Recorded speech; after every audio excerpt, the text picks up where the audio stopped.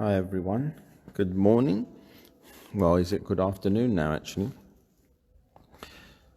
It's been exciting, as I said. I know we're saying the same things again, but we're kind of getting ready for people to come back to church, so it's really exciting.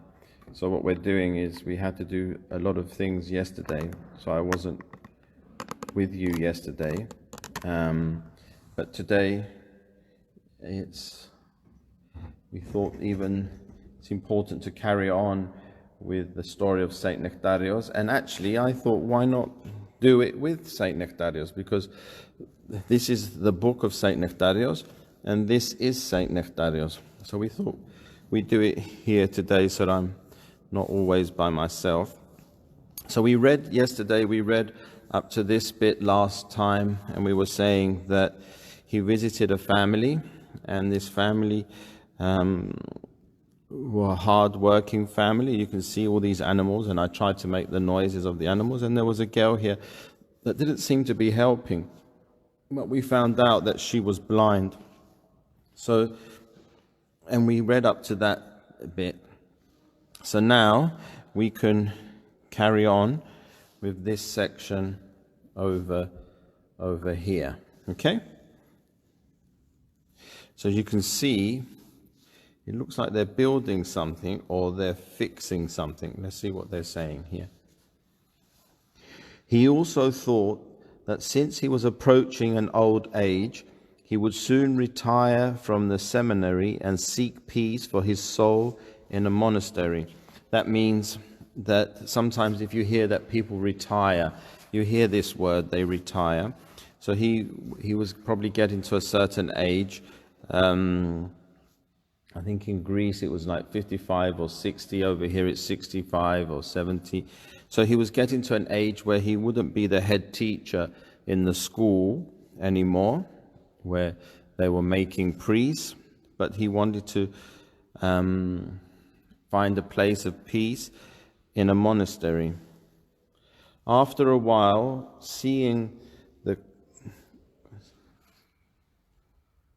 after seeing the constancy of the girl's desire, constancy, that means that she still had the same desire, the saint blessed them to look for a piece of land for the foundation of a future monastery.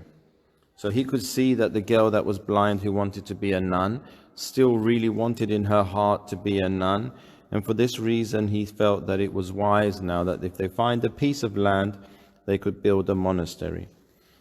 They found a deserted monastery on the island of Aegina, which they decided to rebuild in order to remain in it. So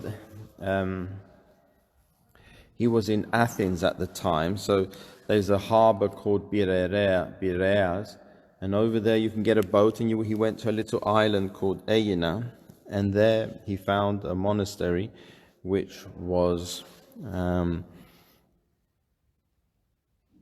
deserted. That means no one was there anymore, so it probably wasn't in good condition, and they rebuilt it. After repairing one of the old buildings, the four friends were tonsured nuns here by Saint Nectarios. He made Chrysanthi abbess and changed her name to Xenia. Later on, the saint built a cell for himself outside the monastery and remained in Aegina as a spiritual father to the nuns. So there was four of them, 4 girls, and they became nuns. And the one who was blind, he made the abbess, which means she was like the head mistress of the monastery. Well, I suppose Aias Nectarios was the headmaster really, but she was in charge of the other 3 girls, 3 nuns. Life there was not easy. They had no water, no gas, and no electricity. There were often very harsh winters, but Saint Nectarios was not discouraged, because most of the girls were coming from simple and poor families. The saint taught them to read, write, and chant church music, to help him with the services. So even though the things were very difficult, he wasn't very worried, because the girls that became nuns were used to similar conditions.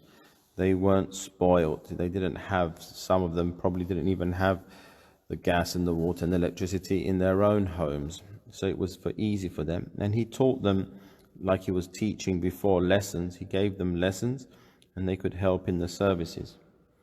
He himself wrote books for the instructions of the faithful, cultivated and cared for the garden, carried materials and water for the construction of the cells, and even tailored sandals for the nuns.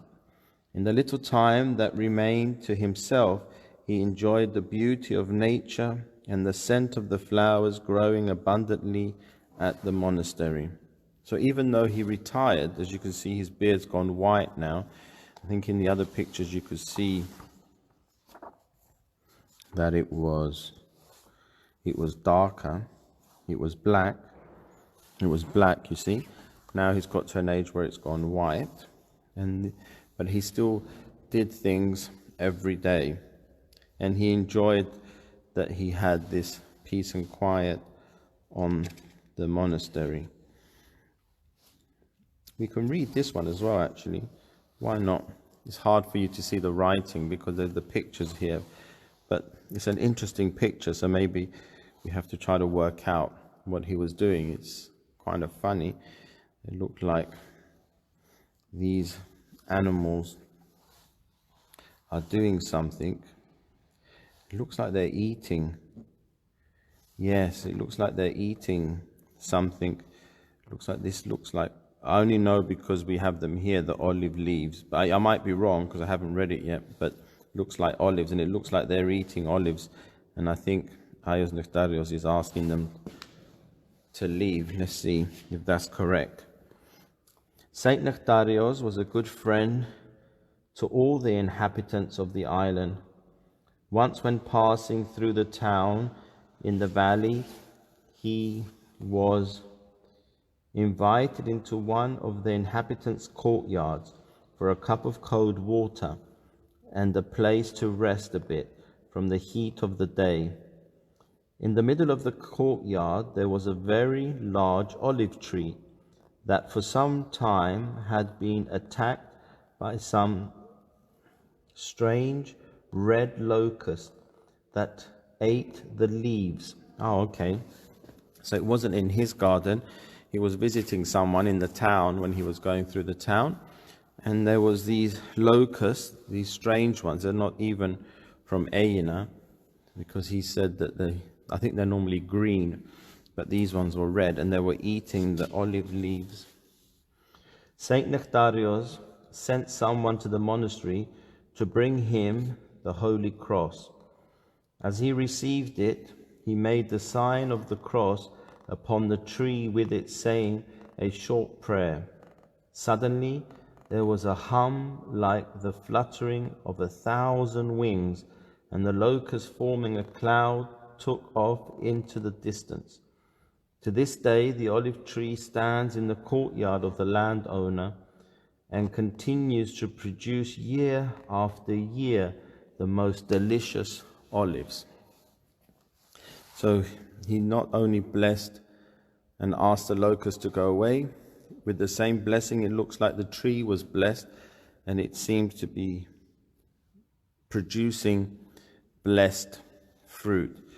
So these are kind of pictures, but here I show you now, I actually have a photograph of Ayos Nectarios. See, that's a photograph. That's what he looked like when, what we would say, fell asleep when in the day of his funeral. So this is what he looked like in real life. So what we do in the church tradition, in the icons, we make Ayos Nectarios. He looks like the other saints as well, because we have them. But here, because this is a storybook, they've made him try to look similar, but it doesn't have to be like an icon. So far then today we've read that after visiting this girl who was blind and she still wanted to be a nun, he found the land, he built the monastery, he worked on the monastery, and he was a blessing to the island. He was walking around the island, visiting people, blessing them. And as you can see, there's a lot more things happening. It seems to be, oh wow. Okay, it looks like there's a lot of miracle stuff. Okay, so it's quite exciting, that's good. So a lot more to come. So we come to that stage. So here, this is called relics. In Greek, it's called lipsana. So this is a part. In here, there's a small piece of the skeleton of Aios Nektarios. So normally what they do is when they bury a person and then he becomes a saint, they then,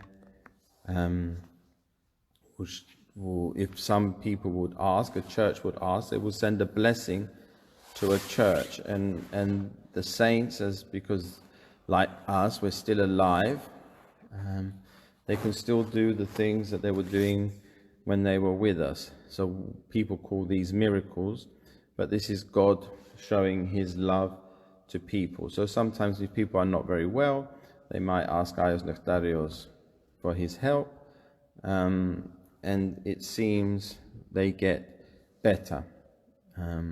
But this is obviously God's love through these saints.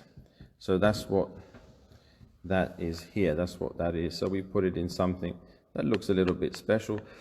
If you go to Aina itself, you will see that they have a very big one, very big. And in his monastery, they have other pieces of his things.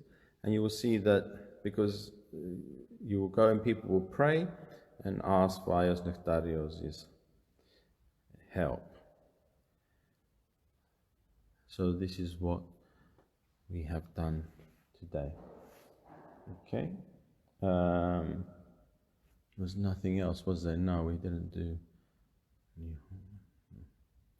Okay. Have a blessed weekend, and it's not going to be very long now when you're going to be able to come back to church, so that would be quite good. So when you come back, maybe we can read these stories together. You can sit inside the church and I can read them to you in the church. You don't have to just watch them on the television. We will still probably do them maybe like this because not everybody can come to the church and maybe not everybody is from this area. But the ones that are, you can come and we can do it that way as well. Okay? Thank you.